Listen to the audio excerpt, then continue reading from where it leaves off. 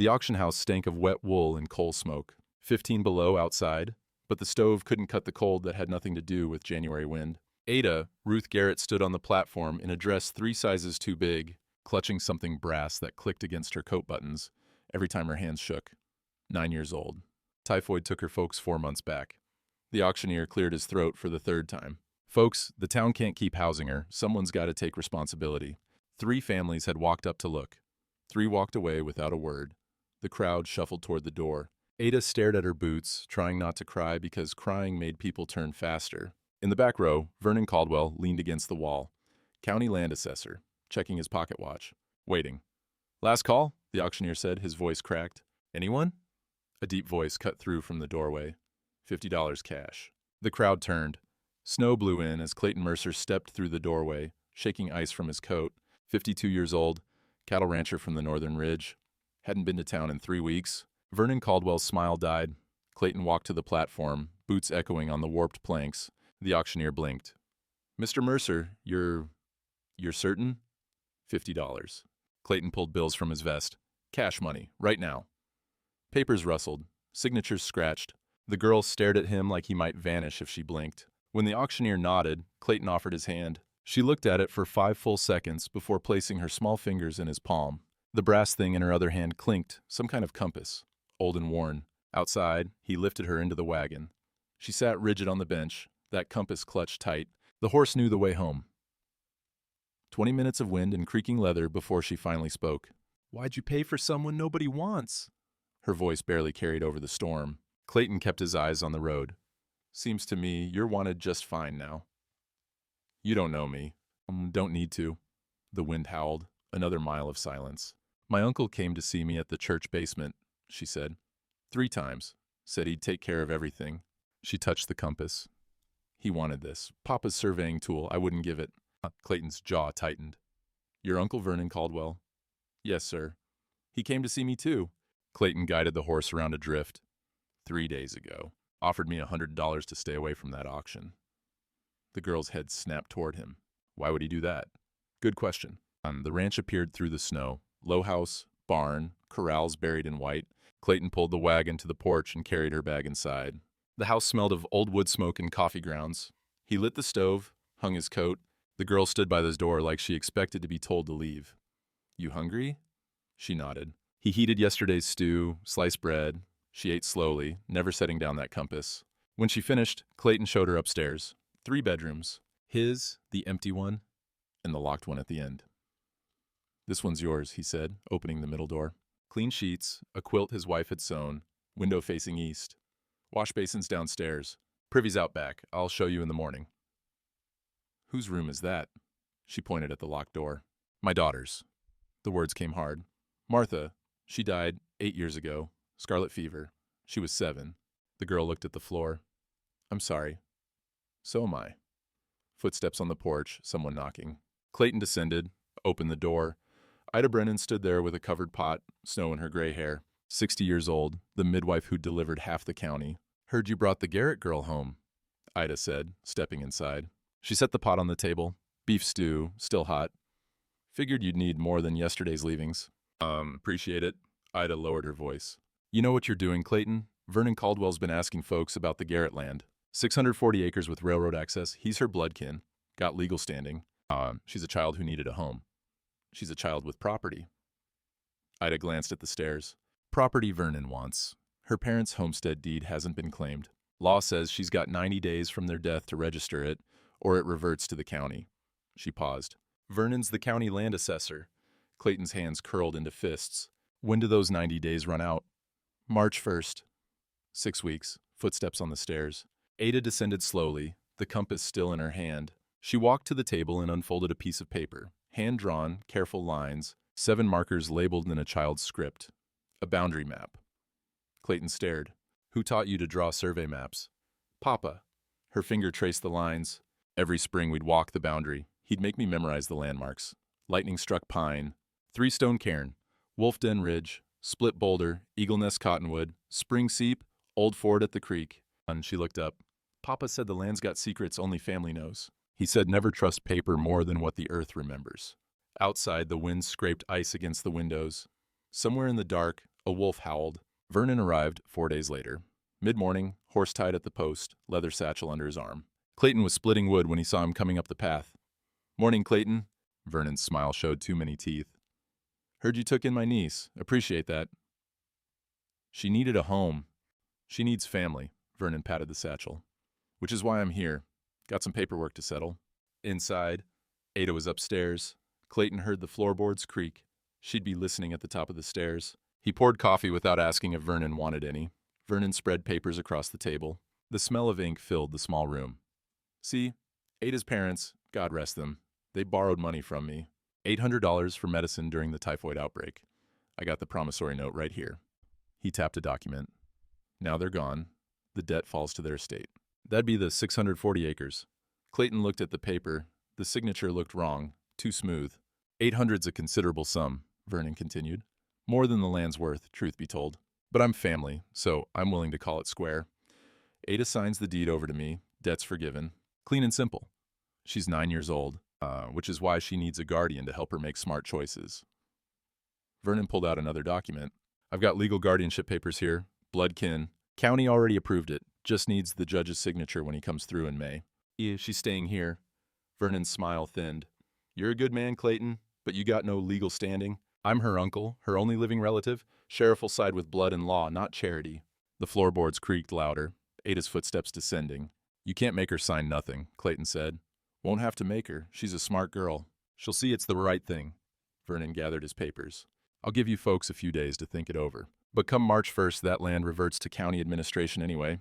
Better she signs it to family than loses it to strangers." He tipped his hat and left. His horse kicked up frozen mud riding out. Ada stood at the bottom of the stairs, face pale. "Papa never borrowed no money from Uncle Vernon. Papa didn't trust him, said he had snake eyes. I believe you. What happens if I don't sign?" "We'll figure something." But 2 days later, the sheriff came. Sheriff Hayes was a decent man, but he wore the law like a too-tight collar. He stood on the porch with a paper in his hand, breath steaming. His badge caught the winter light, cold brass, freshly polished. "Got a court summons for you, Clayton." He handed it over. "You need to show legal guardianship by March 1st, or the girl goes to her uncle. Judge's orders." Vernon stepped out from behind the sheriff's horse, that same thin smile. "Nothing personal, Sheriff. Just want what's best for Ada." Ida Brennan was coming up the road with a basket of eggs. She stopped when she saw Vernon. "You paid them, didn't you?" Vernon turned. "I'm sorry?" "The 3 families at the auction. The ones who walked away." Ida set the basket down hard. "You paid them to reject her, so nobody else would bid, so you could take her yourself." Vernon shrugged. "Town knows she's trouble. Typhoid orphan. I'm doing everyone a favor, taking responsibility." You're doing yourself a favor," Ida snapped. "That land touches the railroad route. You've been measuring boundary posts after dark with railroad men. I've seen you." "Careful, Mrs. Brennan. Slander's a serious accusation." The sheriff shifted his weight. Spurs jingled. "Vernon, is that true?" "I'm the county land assessor. Measuring land is my job." Vernon mounted his horse. "Clayton's got till March 1st. After that, Ada comes with me. That's the law." He rode off. The sheriff followed, slower, glancing back like he wanted to say something but couldn't. Ada came out onto the porch.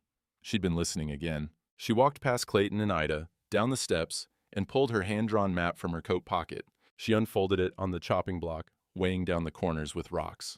"Papa walked this with me every spring since I was 6, she said.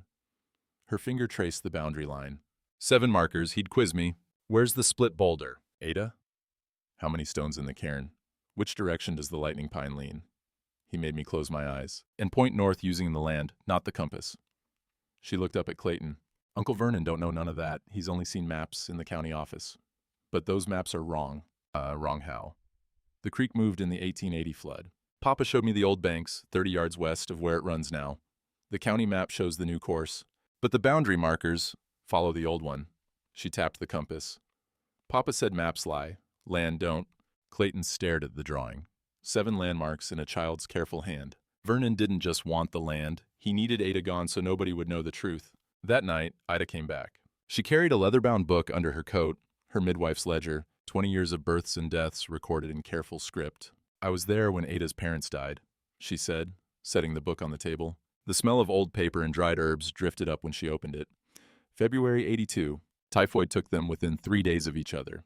Before Thomas Garrett passed, he grabbed my hand, made me write down his words exact." She turned to a page marked with a ribbon. Keep Ada safe. Keep the land. Railroad wants it. Don't let Vernon have it. Clayton leaned closer. The handwriting was shaky but clear, dated and witnessed. Thomas knew his brother, Ida continued. Knew Vernon would come sniffing around the property soon as the ground thawed enough to survey. She lowered her voice. I've seen Vernon out there at night, week ago, near midnight, him and 2 men in railroad coats, measuring boundary posts with lanterns. They didn't see me. I was delivering the chin baby, up on the ridge. But I saw them. Ada sat at the table, tracing her mother's name in the ledger. Sarah Garrett. The ink had faded, but the loops were still there, careful and proud. That land touches Frozen Creek, Ida said. Creek's the treaty boundary with the Lakota. Has been since '68. If Vernon claims Ada's land, he's claiming right up to treaty land. Maybe over it, depending on where he draws the line. She closed the book. That won't sit quiet with the tribes? Can't fight the law with maybe, Clayton said. No, but you can fight it with older law. Ida stood. There's a horse trader named Samuel Two Crows, Lakota, deals with the ranches up north. He knows treaty law better than any white lawyer in the territory. I'll send word. She left the ledger. Ada ran her fingers over her mother's signature until Clayton told her it was time for sleep. 3 days later, Samuel came. He rode a paint horse with winter-thick coat, steam rising off its flanks. 45 years old, braids going gray, eyes that miss nothing. He dismounted slow, studying the ranch like he was reading a map. Ida Brennan says you got trouble, he said. No greeting, no small talk. Clayton offered coffee. Samuel accepted. They sat at the table while Ada watched from the stairs, half hidden, the Garrett homestead. Samuel unfolded a doeskin map, old and creased. Symbols marked in faded ink, Lakota markings, not English. This is the '68 treaty map. Fort Laramie. Frozen Creek boundary runs here. His finger traced a line. Your girl's land touches it, maybe crosses it, depending whose survey you trust. Vernon's trying to take it from her. Vernon Caldwell, county assessor.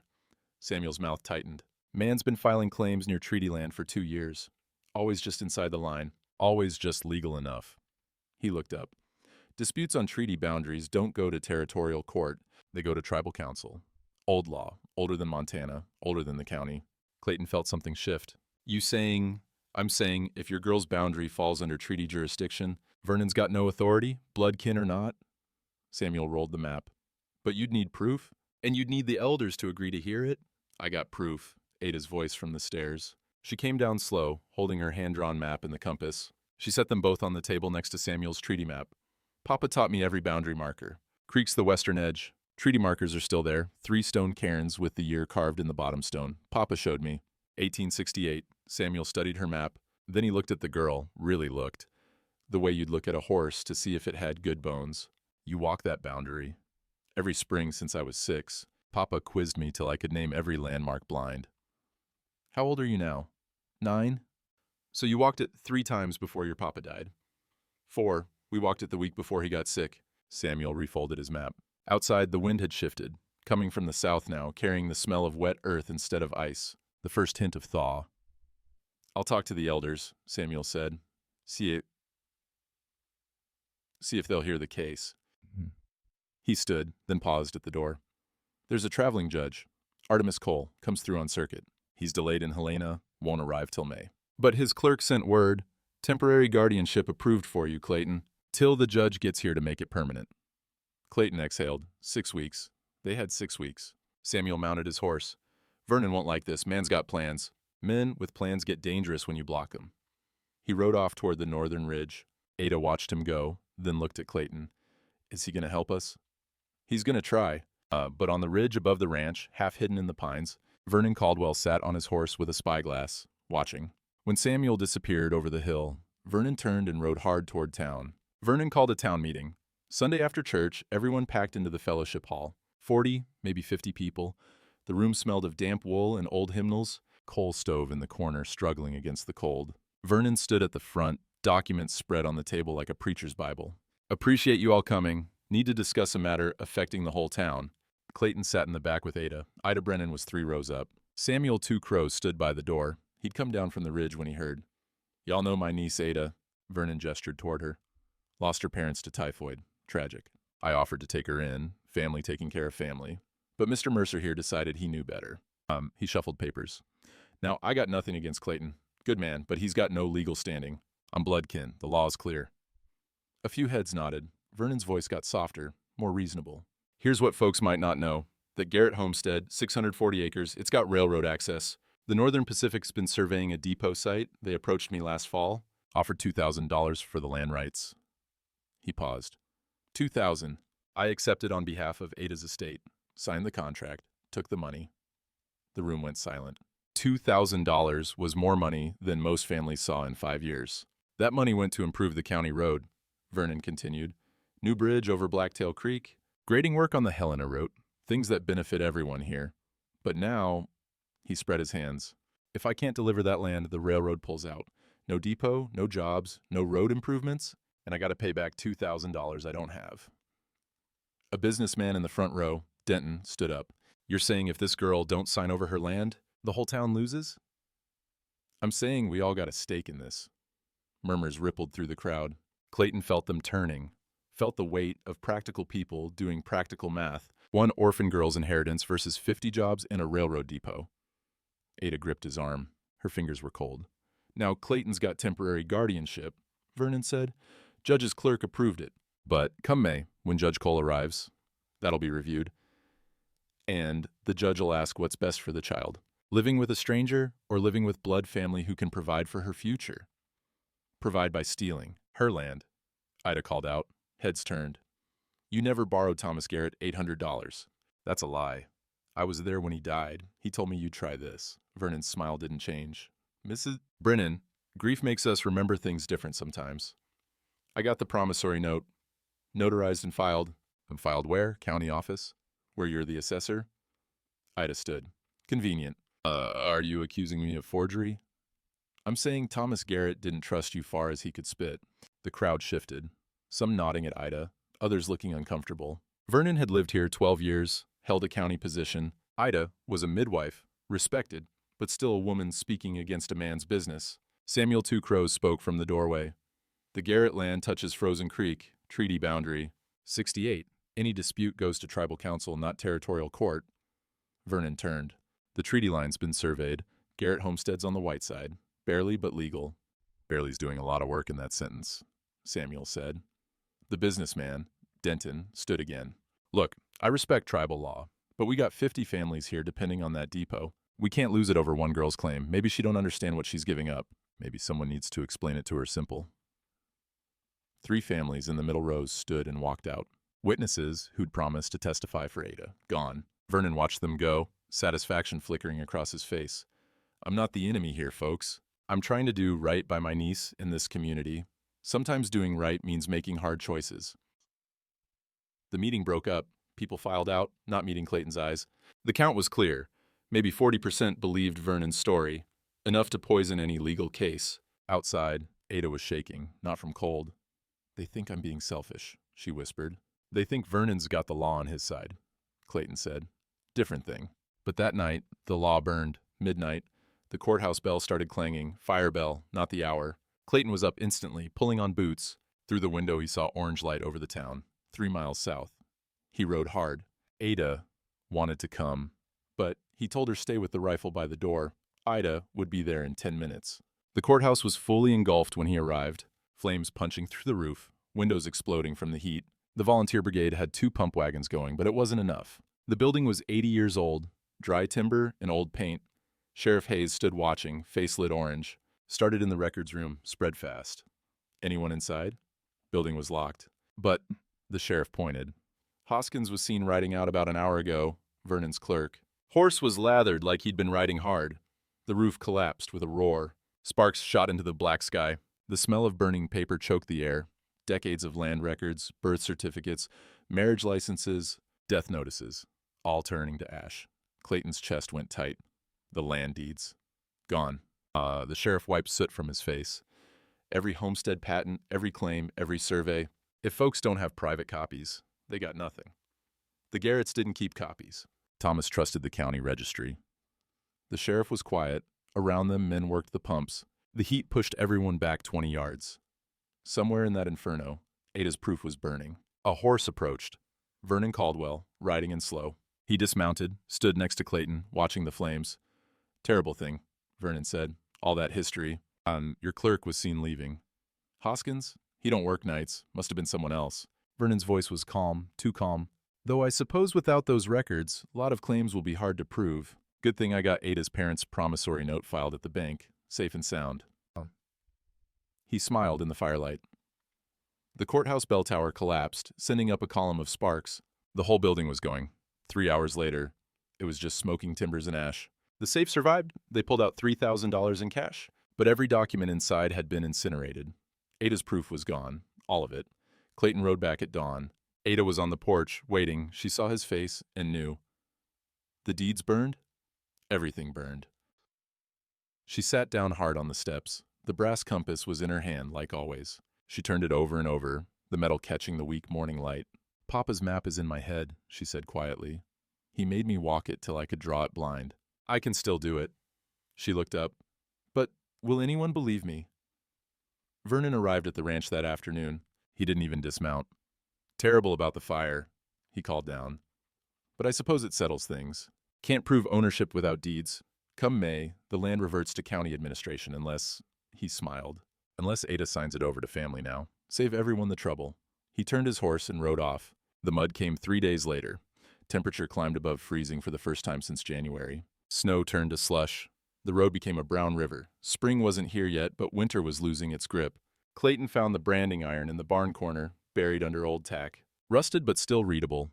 GR for Garrett Ranch. Thomas Garrett's mark. He cleaned it with sand and oil until the letters showed clear. Ada was feeding the chickens when he called her over. 3 calves had been born on the disputed land back in January. Technically hers, if the claim held. They were penned separate now, waiting. Your papa teach you about branding? She nodded. Watched him do it twice. He said every rancher's got a mark. It's how you prove what's yours. Time you learn to do it yourself. He built up the fire, set the iron in the coals. The smell of hot metal and burning oak filled the morning air. Gonna take 10 minutes to heat proper. Meanwhile, you hold the calf steady. I'll show you how. The first calf was a bull, reddish-brown, maybe 80 pounds. Clayton held it down while Ada watched him position the iron. Firm pressure, 3 seconds, no longer. The hide sizzled, the calf bawled, smoke rose, smelling of burnt hair and spring mud. Your turn. She hesitated. The iron glowed orange in the coals. I might hurt it. You will hurt it. But you'll also mark it as yours. Pain's temporary. Proof lasts. Ada pulled on the leather gloves. They were too big for her hands. She lifted the iron, wobbly at first, then steadier. Clayton held the second calf. She pressed the iron to its flank. Too light. Harder. Make it count. She pressed again. The hide sizzled. The GR mark sank in clean. She stepped back, and the calf scrambled up, shaking.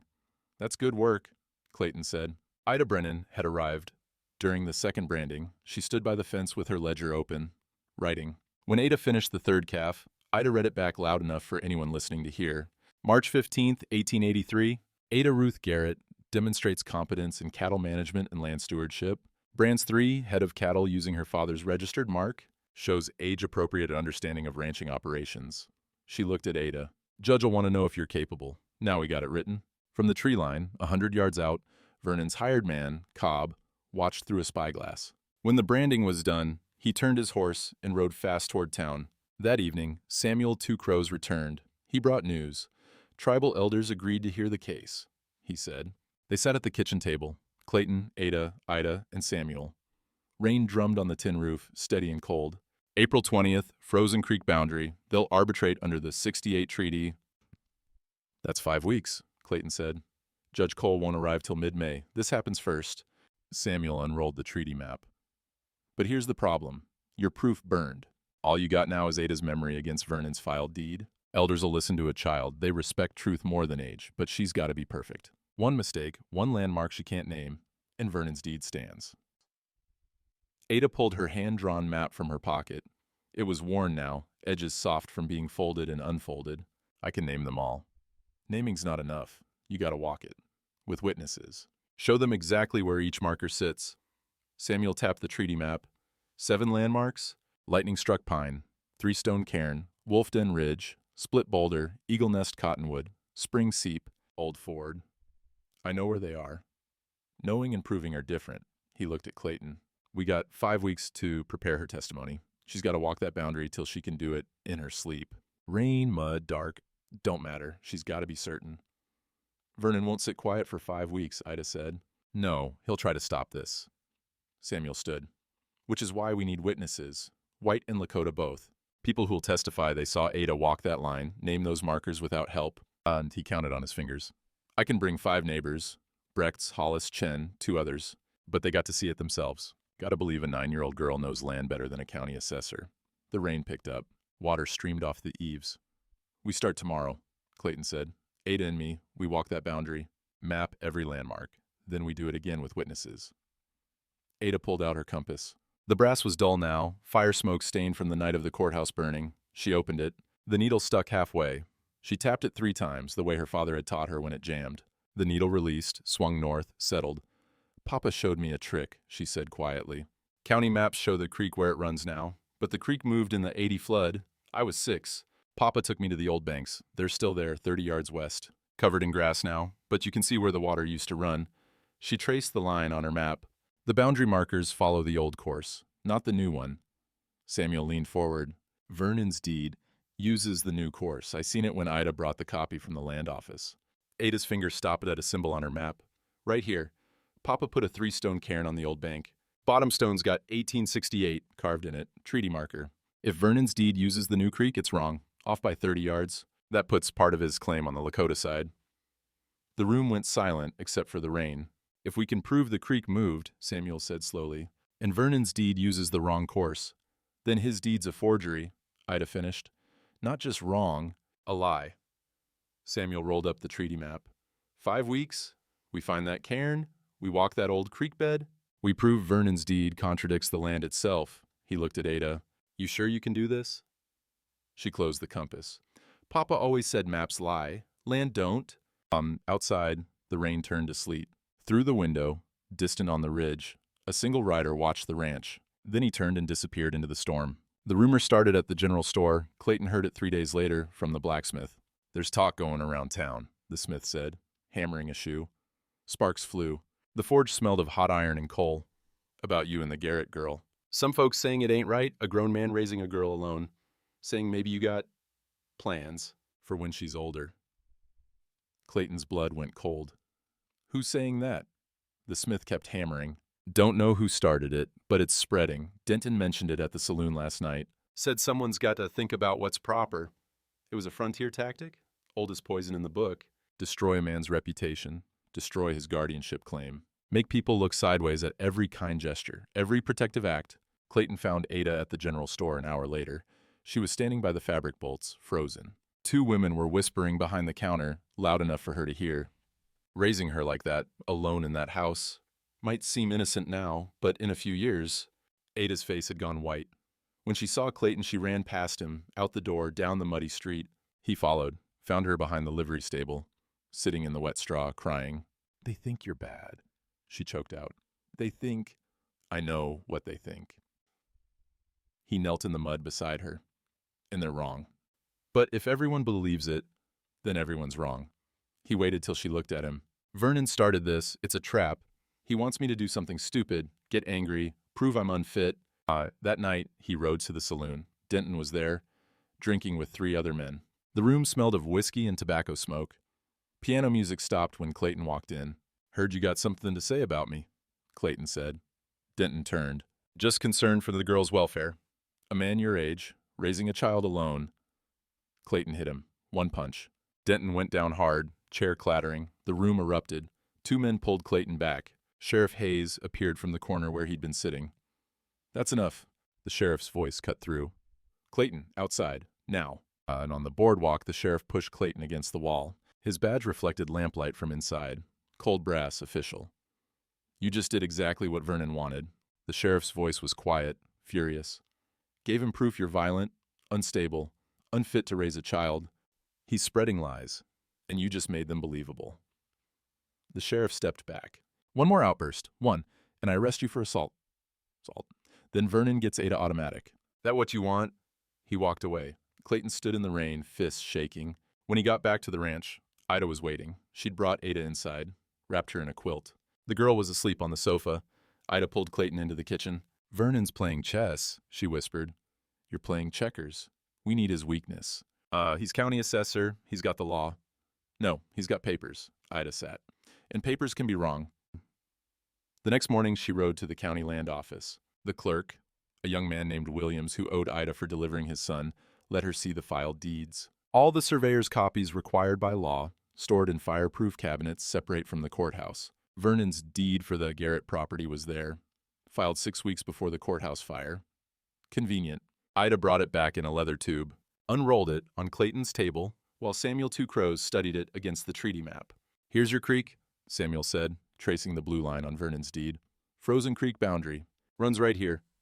"That's where the creek runs now," Ada said. She'd been quiet all morning, but now she leaned over the maps.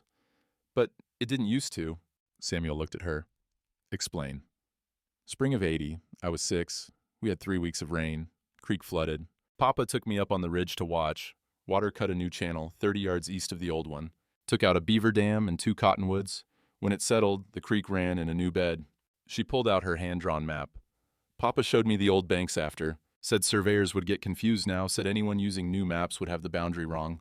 Samuel compared the maps. Vernon's deed showed the current creek course. The treaty map from 1868 showed. "It's different," Samuel said. "The treaty map shows the creek running west of where Vernon's got it." 30 yards west, Ada confirmed. "The old course, the treaty markers follow the old creek Papa showed me. 3-stone cairn right on the bank, bottom stone carved with 1868. Ida leaned closer. "If Vernon's deed uses the new creek course, then part of his claim is off by 30 yards. Samuel's finger traced the error. Which means his boundary crosses onto treaty land," Clayton finished. "Even if it's just a strip, it's still Lakota territory. His deed's not just wrong, it's invalid." The room went quiet. Rain pattered on the roof. Outside, the mud was ankle-deep and the creek roared with snow melt. "Can you prove the creek moved?" Samuel asked Ada. "Yes, sir. Old banks are still there. Grass-covered now, but you can see where the water cut, and the cairn's still standing. I seen it last spring before Papa died." "But if we can walk that old creek bed," Ida said slowly, "and find that cairn with the treaty marker, we prove Vernon's deed is forged." Samuel rolled up the treaty map. "Not just mistaken, deliberately false. He used the new creek to grab extra land." Clayton looked at Ada. "You sure you can find that cairn?" She touched her compass. "Papa made me find it with my eyes closed. Made me count steps from the split boulder, turn at the Eagle's Nest cottonwood, and walk straight to the old bank. I'd done it 5 times. I can do it again." Thunder rumbled in the distance. The storm was moving closer. "We got 4 weeks till the hearing," Samuel said. "We need to walk that boundary, find every marker, map the old creek bed, get witnesses." He paused. "But Vernon knows we're onto something now. He'll be watching. And men with secrets get desperate." That night, Ada couldn't sleep. She came downstairs where Clayton was cleaning his rifle. She sat across from him, the compass in her hands. "What if I'm wrong?" she whispered. "What if I remember it different? What if the cairn's not where I think?" "You walked it 4 times with your papa." "But I was little. Maybe I got confused." "Ada," he set down the rifle, "your papa taught you because he knew this day might come. He knew Vernon, knew what kind of man he was. He taught you so you'd have proof even when the paper burned." He nodded at the compass. "That compass in your memory, that's all we got, but it's enough." She opened the compass.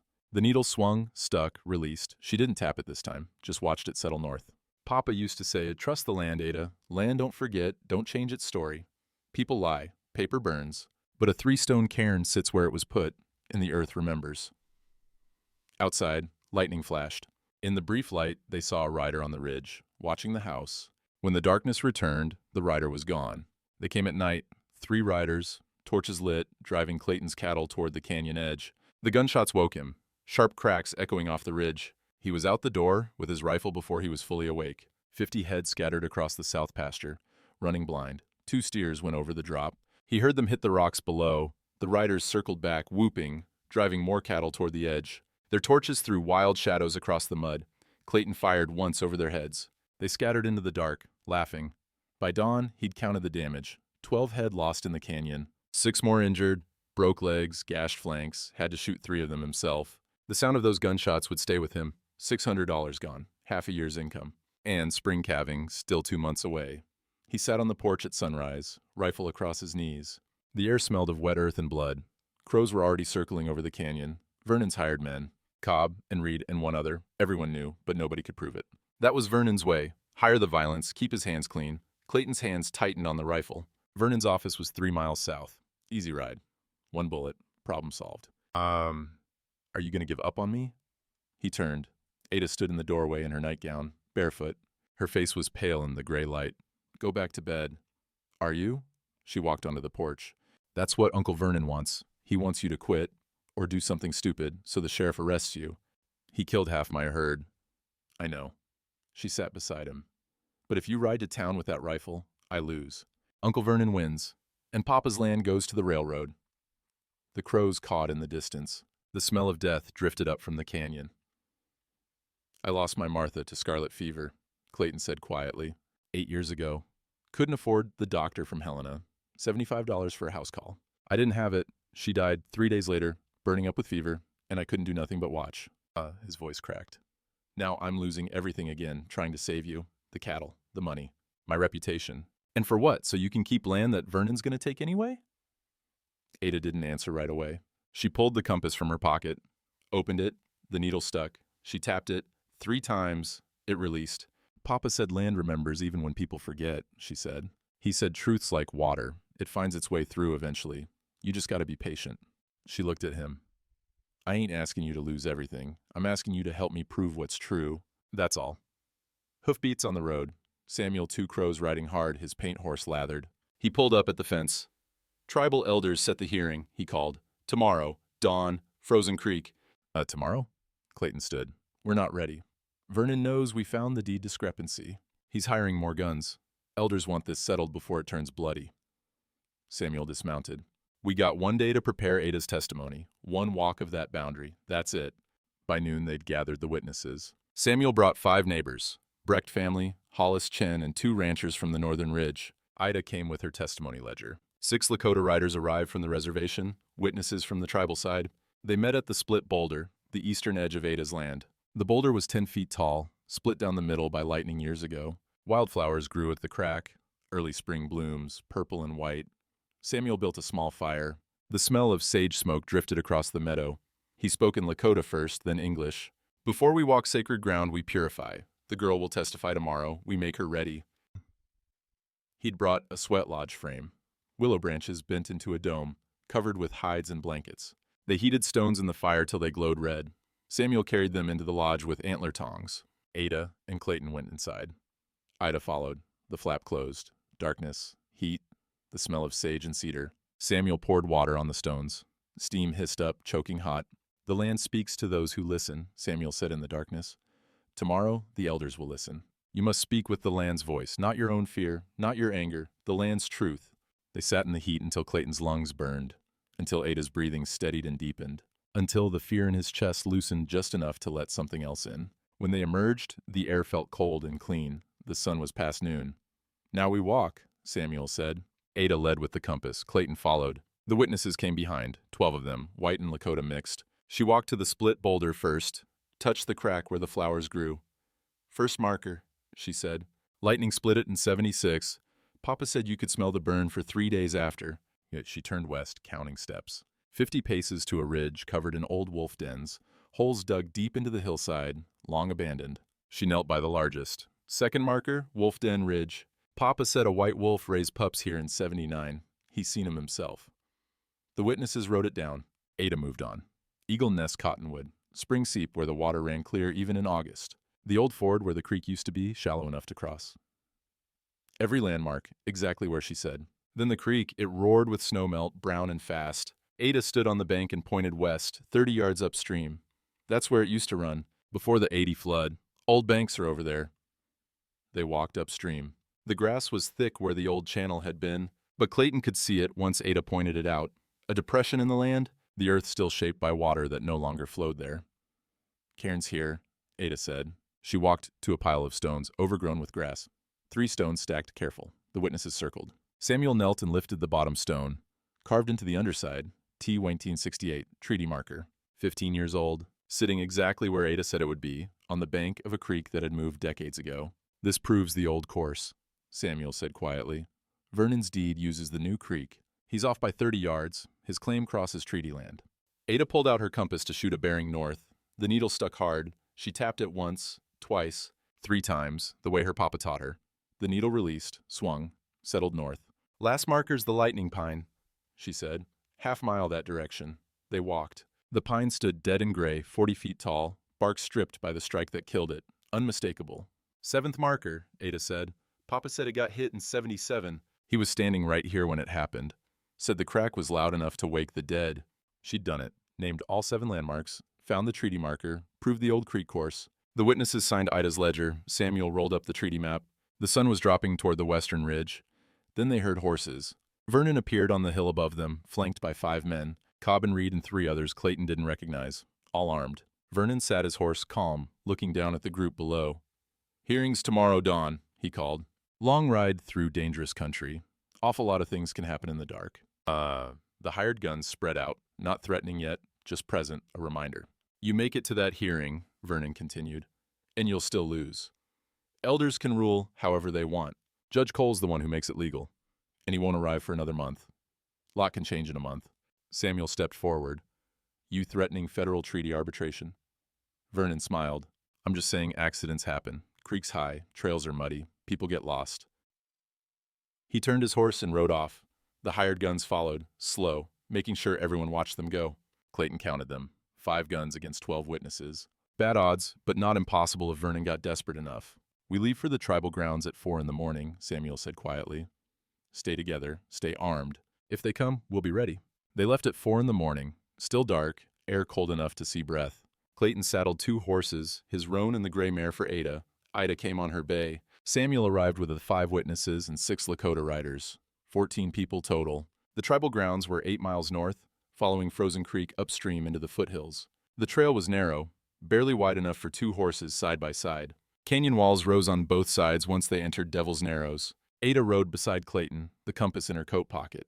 She hadn't slept, neither had he. They were 2 miles in when the gunfire started. Not aim shots, warning shots, echoing off the canyon walls impossibly loud. The horses spooked. Ada's mare reared. Clayton grabbed the reins, steadied her. 5 riders blocked the trail ahead, Vernon's hired guns. Cobb in front, rifle across his saddle. Behind him, Reed and 3 others Clayton didn't know, hard men with dead eyes. "Trail's closed," Cobb called. Samuel moved his paint horse forward. "We got legal business at the tribal grounds, treaty right of passage." "Don't care about treaty rights. Boss says nobody passes till after sunup." Cobb's rifle didn't move. "Y'all can turn around, come back later. Or we can have a disagreement right here." Clayton counted. 5 guns ahead. 14 in his group, but only half were armed. Bad odds if it came to shooting. And Ada was right in the middle. The canyon walls pressed close, nowhere to go but forward or back. Cobb knew it. He smiled. Then the Lakota riders appeared. They came from the canyon rim, 12 warriors on horseback, materializing from the rocks like they'd been part of the landscape. Silent, everyone armed. They lined the ridge above, looking down at Cobb's men. Samuel had called them last night. Extra insurance. Cobb's smile died. He looked up at the ridge, counted the rifles, did the math. 5 against 26. His horse shifted nervously. "Boss ain't gonna like this," Cobb said. "Boss can file a complaint with the tribal council," Samuel replied. "Right after they hear Ada's testimony." For 10 seconds, nobody moved. Then Cobb pulled his horse sideways, clearing the trail. His men followed. They rode past, close enough that Clayton could smell the whiskey on them, close enough to see Cobb's eyes on Ada, cold and measuring. The group continued upstream. The canyon opened into a meadow as the sun broke the eastern ridge. Frozen Creek ran clear here, cutting through grass that was just starting to green. A massive cottonwood stood near the water, branches bare, but buds showing. Underneath the tree, 7 elders. Lakota men, in their 60s and 70s, dressed in traditional clothes. They sat in a semicircle on blankets, waiting. 40, maybe 50 people had gathered. Mixed crowd, tribal members and white ranchers both. Word had spread. This wasn't just about one girl's land anymore. It was about whether treaty law still meant anything. Vernon was already there. He'd ridden ahead, come in from the North Trail. His lawyer, a man named Buckley from Helena, stood beside him with a leather case full of documents. Vernon looked calm, confident. The head elder stood, rising hawk. 80 years old, face carved deep with lines, eyes sharp as winter sky. He spoke in Lakota first, then English. "This land marked by Treaty 1868, Frozen Creek boundary. White law claims it. Old law claims it. We hear truth today." He gestured to Ada. "Child speaks first. Treaty honors innocent witness." Ada dismounted. Her legs were shaking. Clayton wanted to go with her, but Samuel shook his head. This part she had to do alone. She walked to the center, facing the elders. The creek murmured behind her. A hawk cried overhead. The smell of wet grass and sage smoke hung in the morning air. I'm Ada Ruth Garrett, she said. Her voice was small but steady. My papa was Thomas Garrett. He homesteaded 640 acres touching this creek. He taught me the boundary when I was 6 years old, made me walk it every spring till I could name every marker blind. She pulled out the compass. The brass caught the sunlight, dull and smoke-stained. This was his surveying compass. He used it to map the original claim. Said maps lie, but land don't. She opened it. The needle stuck. She tapped it 3 times. The needle released, swung north, settled. He taught me that too. When it sticks, you tap it gentle. 3 times, like you're asking, not forcing. Rising Hawk nodded. Show us the boundary. Ada led them to the split boulder first. 40 people, following a 9-year-old girl, through the meadow. She touched the crack where wildflowers grew. First marker, lightning split it in 76. She turned west, counting steps, 50 paces to the Wolf Den Ridge. Second marker, white wolf raised pups here in 79. At every landmark, exactly where she'd walked yesterday. The witnesses from the practice run confirmed she was using the same path, same count, no hesitation. Eagle Nest Cottonwood, Spring Seep, Old Ford, each marker named and found. Then they reached the lightning-struck pine, 40 feet of dead gray wood, unmistakable against the blue sky. Ada stopped. 7th marker. Got struck in 77. Papa was here when it happened. Vernon's lawyer stepped forward. The child's memory is impressive, but memory isn't evidence. I have here, he pulled out Vernon's deed. The official county survey, filed and notarized. It shows the boundary following Frozen Creek as it currently runs. The creek moved, Ada said. Buckley smiled, patient, like he was talking to a slow child. Creeks don't move, young lady. They may flood, but spring of 80, 3 weeks of rain. Creek cut a new channel, 30 yards east of where it used to run. Ada turned to the elders. Treaty markers follow the old creek, not the new one. She led them to where the old channel had been. The grass-covered depression, still visible once you knew to look, and there, half buried in the current creek, 30 yards from the old bank, the 3-stone cairn. The water was knee-deep and fast. Ada waded in without hesitating. The cold made her gasp, but she kept going. She reached the cairn, lifted the bottom stone. On the underside, carved deep, T 1868. The crowd went silent. Treaty marker, Samuel said. 1868, placed on the original creek bank. The creek moved. The marker didn't. Ada waded back, shivering. Clayton wrapped his coat around her. Buckley was staring at the stone like it had appeared from nowhere. Caldwell's deed, Rising Hawk's voice cut through, shows boundary where? Buckley unrolled Vernon's deed with shaking hands. The current creek course, but current, not treaty. Rising Hawk pointed at the marker stone. Treaty older. Treaty law says boundary follows Old Creek. This deed, he gestured at Vernon's papers, crosses treaty land, not legal. Vernon's face had gone white. The county survey wrong. Rising Hawk stood. Child's memory matches treaty map. Stone proves it. Land itself testifies. And a horse approached from the South Trail. Judge Artemis Cole, the circuit judge, finally arrived from Helena. 70 years old, white beard, eyes that had seen 40 years of frontier law. He dismounted slowly, walked to the gathering. Apologies for my delay, he said, but I'm here now. What have I missed? Rising Hawk explained. Showed him the treaty map, the cairn, Vernon's deed. The judge studied them all, then looked at Ada. Soaking wet, wrapped in a coat too big for her, still holding that compass. Young lady, Judge Cole said, you walked this entire boundary from memory? Yes, sir. Papa taught me. And this treaty marker was exactly where you said it would be? Yes, sir. The judge turned to Vernon. Mr. Caldwell, did you survey this land yourself before filing your deed? Vernon's mouth opened, closed. No words came. Because if you had, the judge continued, you would have found that marker. Would have known the creek moved. Would have known your deed crossed treaty land. He paused. Unless you knew and filed it anyway. The railroad, Vernon's voice cracked. They gave me $2,000 for the depot rights. I already spent it. If I don't deliver the land, he lunged toward Ada, not thinking, just desperate, reached for her like he could somehow force her to sign, to make it all go away. Clayton stepped between them, caught Vernon's arm, held him there. Don't, Clayton said quietly. Vernon collapsed, knees hitting the mud, hands covering his face. I'm ruined. The money's gone. I got nothing. They'll send me to prison. Rising Hawk's voice was gentle, almost sad. You chose lies over truth. Paper over land. This is consequence. Judge Cole nodded to the sheriff who'd been watching from the crowd. Caldwell, you're under arrest for fraud, falsifying county records, and conspiracy to commit arson. The sheriff stepped forward with irons. Vernon didn't resist, just knelt there in the mud, broken. "I hereby affirm the tribal council's ruling," Judge Cole announced. "The Garrett homestead claim is valid under the 1868 treaty. Ada Ruth Garrett is the legal heir. Temporary guardianship to Clayton Mercer is made permanent pending formal adoption proceedings." He looked at Ada. "Young lady, that land is yours. 640 acres. Free and clear." The meadow erupted, neighbors cheering, Lakota riders calling out in their language. Ida crying and laughing at the same time. Ada just stood there, compass in hand, shivering. Clayton knelt beside her. "You did it," he said. "We did it," she whispered. "Papa did it. He taught me so I'd remember even when everything else was gone." The sun broke through the clouds, spring warmth on their faces. The creek sang over stones, following its new course, but the old course was still there, marked in grass and stone and memory. The trial happened 3 weeks later. Vernon and his clerk Hoskins both testified. Hoskins broke first, admitted Vernon paid him $50 to start the courthouse fire, said Vernon needed the land records destroyed so nobody could prove the creek had moved. Vernon got 5 years at Deer Lodge Prison. Hoskins got 2. The railroad withdrew their depot claim, paid Ada $2,000 in restitution, the exact amount Vernon had taken. The money arrived by bank draft in May. Ada held it like it might catch fire. "That's more money than Papa ever saw in his life," she whispered. "It's your money," Clayton said, "for your land, your future." The town held another meeting, different tone this time. Denton stood up first, the man Clayton had punched. "I was wrong," Denton said. His voice carried across the crowded church hall. "Believed Vernon's lies. Said things about Mr. Mercer that weren't true. I apologize. To both of them." 3 other families stood, apologized.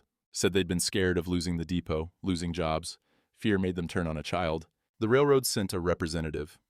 A man in a press suit who smelled of pomade and cigar smoke. He laid maps on the table. "We still need a depot," he said, "but we can relocate it. Miss Garrett's land has rail access on the eastern boundary. If she'd consider leasing 20 acres for depot construction." Ada looked at Clayton. He nodded. "Your choice." $200 a year, Ada said. "Lease, not sale. And half the money goes to the town school fund." The railroad man blinked. "That's generous." "Papa said community takes care of its own. I'm part of this community now." They signed papers. The depot would be built by fall. 50 jobs secured, just relocated half a mile from Vernon's fraudulent claim. Everybody won, except the man who'd tried to steal it all. June came warm and clear. The mud dried to dust. Grass grew thick and green. Calves dropped in the south pasture. 8 healthy births. Ada helped with 3 of them, getting her arms bloody to the elbow, pulling a breech calf that would have died without her. Samuel Two Crows arrived on the first Saturday of June. He brought 6 tribal elders and enough venison to feed 40 people. They set up in the meadow between the ranch house and the creek, built a ceremonial fire. The smell of sage smoke drifted across the afternoon. "Broken arrow ceremony," Samuel explained to the gathered crowd. White and Lakota mixed, neighbors, ranchers, townspeople who'd stood with them at the hearing. "Adoption ritual. Makes family not by blood, but by witness and choice." He gave Clayton an arrow, gave Ada an arrow. Both old, both marked with symbols Clayton didn't understand but felt the weight of. "Break them," Samuel said. Clayton snapped his arrow. The crack echoed. Ada broke hers, small hands, but she managed it. Samuel collected the pieces, wrapped them in buckskin, and buried them at the base of the cottonwood. 2 separate, now 1. The earth witnesses, the people witness, this is family.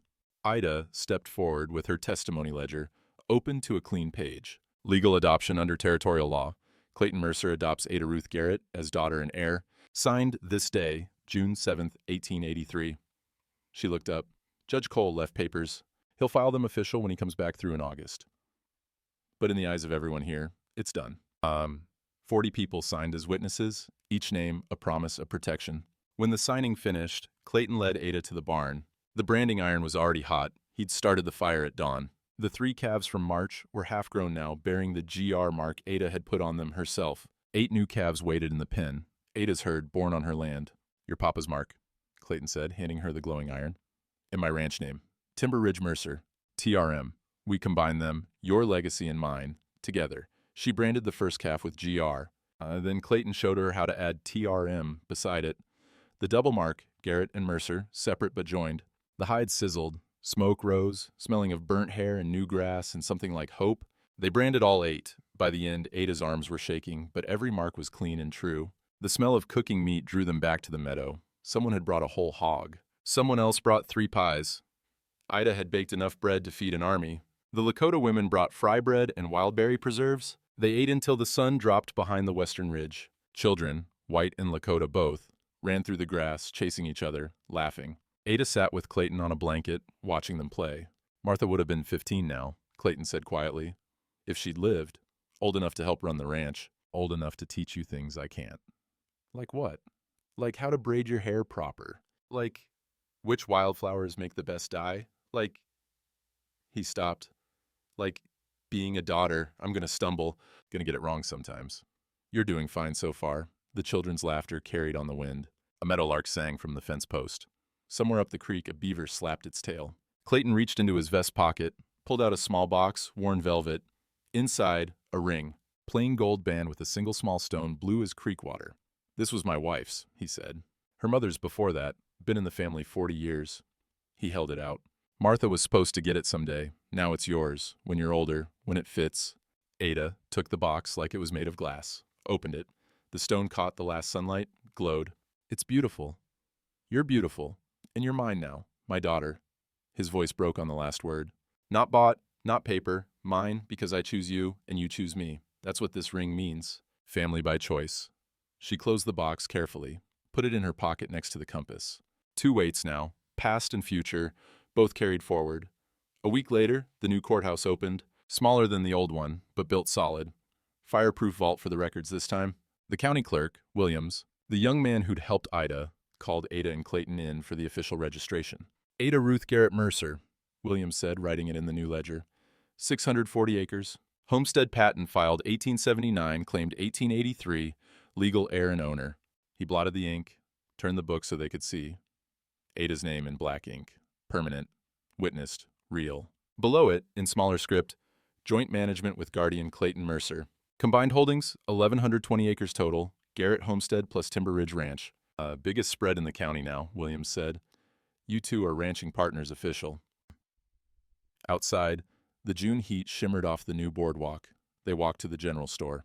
The same store where Ada had heard whispers months ago. The same women were there, folding fabric. One of them, Mrs. Peterson, looked up when Ada entered. She set down the cloth and crossed to them. Miss Ada, she said formally, I owe you an apology.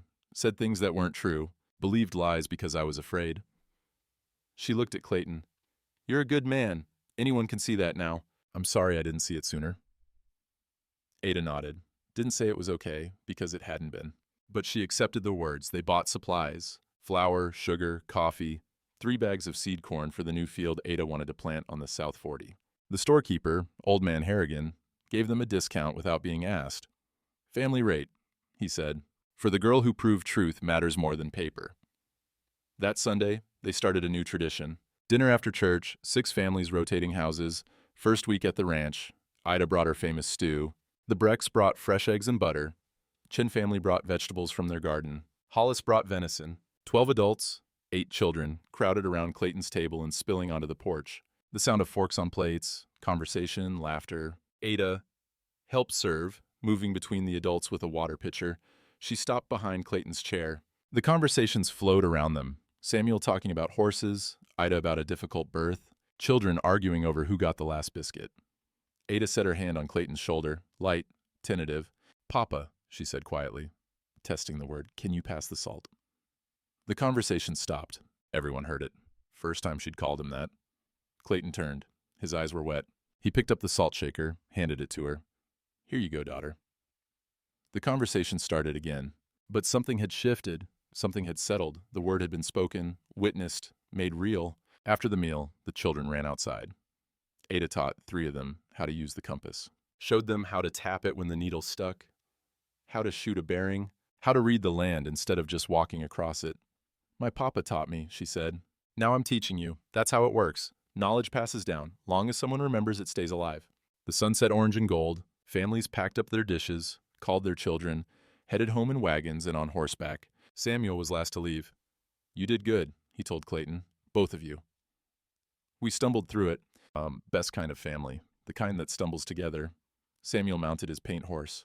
Treaty Council wants to thank Ada. She proved old law still holds. That truth still matters. They're going to gift her a name. Lakota name. She who remembers. Ceremony next month, if you'll come. We'll be there. Samuel rode into the dusk. Clayton and Ada stood on the porch, watching the last light fade from the western sky. The creek murmured in the distance. A nighthawk called. The smell of grass and sage and home surrounded them. "You tired?" Clayton asked. "No," Ada lied. She was exhausted, but the good kind. The kind that comes from a full day of living instead of surviving. "We got early morning tomorrow, cattle to move, a fence to mend, garden to weed. I know. Gonna be hard work, every day, for years." I know," she said again. Then, "Babe, Papa, I'm ready for that. Ready to work, ready to stay. Ready to be your daughter for real." He pulled her close. She fit under his arm now, head against his ribs, like she'd been designed for that exact space. "You already are. 20 years gone now. Folks still ask why I paid $50 for a child nobody wanted. Truth is that $50 bought me more than I gave. Bought me a reason to wake up when grief had hollowed me out. Bought me someone to teach what my Martha never got to learn. Maybe bought me a little piece of redemption for the daughter I couldn't save." Ada runs Timber Ridge now, 29 years old, married to Samuel's nephew. They got 2 children, James after her father and Martha after mine. 80 head of cattle. Leases that depot land to the railroad for $200 a year. Still splits half with the town school. Vernon died in Deer Lodge Prison, 91. Typhoid. Same sickness that killed Ada's parents. We prayed for him, both of us. Forgiveness don't mean forgetting, just means you don't let another man's poison kill your own heart.